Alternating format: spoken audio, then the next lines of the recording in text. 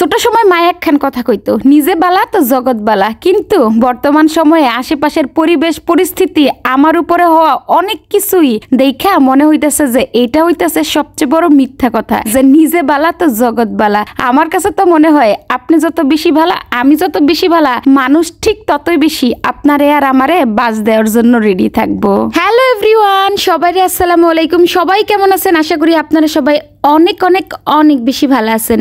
এই তো 2 দিন আগে তো দেখছিলেনই একটু ছেলেরে নিয়ে স্কুলে গেছিলাম। এই তো এখন ছেলেরে নিয়ে স্কুল থেকে বাসায় ফেরার পথে, তারপর এখন চলে আসছি গুলশান একে একটা নার্সারিতে। যেহেতু অনেকদিন পর ছেলের সাথে বাইরে বের হয়েছি, ছেলের তো আবদারের কোনো শেষ নাই। এই যে দেখেন তার নাচানাচি, আমার ছেলেটা মাশাল্লাহ গাছ যে কি পরিমাণের পছন্দ করে সেটা আপনারা যারা আমার ভিডিওগুলো দেখেন তারা তো জানেনই। আর গাছ যে শুধু ছেলে একাই পছন্দ করে তাও কিন্তু না, ছেলের মাও কিন্তু ভীষণ ভালোবাসে। কিন্তু বাসায় আসলে যেহেতু জায়গা তেমন নাই, সেই জন্য চাইলেও না অনেক বেশি গাছ কিনতে পারি না।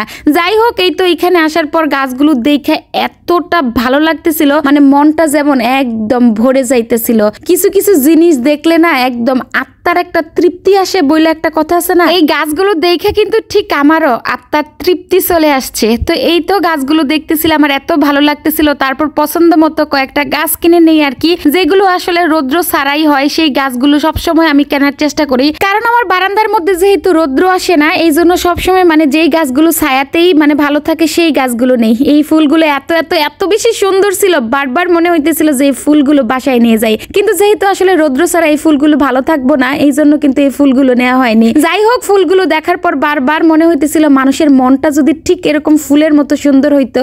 আমার মনটা কিন্তু ঠিক ফুলের মতোই সুন্দর, কিন্তু আমার আশেপাশের কিছু কিছু মানুষ আছে যাদের মনের কথা আর কি বলবো, তারা সব সময় মানে সুযোগের অপেক্ষায় বসে থাকে যে কখন কিভাবে মানে কষ্ট দেয়া যায়। যাই হোক, তেমন কিছুই বলতে চাই না, তবে একটা কথাই বলতে চাই, অন্যের ভালো যদি নাই দেখতে পারেন তাহলে না অন্যের ভালো দেখেন না। অন্যের ভালো দেখলে যদি আপনি নিজে ভালো না থাকতে পারেন তাহলে অন্যের ভালো দেখতে কখনোই আসবেন না। এই তো রিক্সা দিয়ে বাসায় ফেরার পথে কি একটা অবস্থা, মানে এই অবস্থার কথা আর কি বলবো। বাংলাদেশের অবস্থা কিন্তু খুবই খারাপ, মানে এইখানে সেইখানে কিছু একটা ঘটনা ঘটলে আন্দোলন শুরু হয়ে যেতেছে, মানে অযৌক্তিক আন্দোলন যেটারে বলে আর কি। তো এইখানে একটা দেখলাম আর কি, একটা সিএনজি রে পুরা ভাঙ্গা চুরা মানে গুরমার করে দিল একটা, মানে এটা দেখার পর আমার এত কষ্ট লাগছে। মাঝে মধ্যে না অনেক বেশি অবাক লাগে, মানে মানুষ হয়েও মানুষের কিভাবে পারে এত এত এত ক্ষতি করতে। কিছু মানুষ মানে সুযোগের সন্ধানে থাকে অন্যের ক্ষতি করার জন্য, যেই না একটু সুযোগ পায় অমনি অন্যের ক্ষতি করে দেয়। আল্লাহ সেই সমস্ত মানুষগুলারে হেদায়েত দেখ,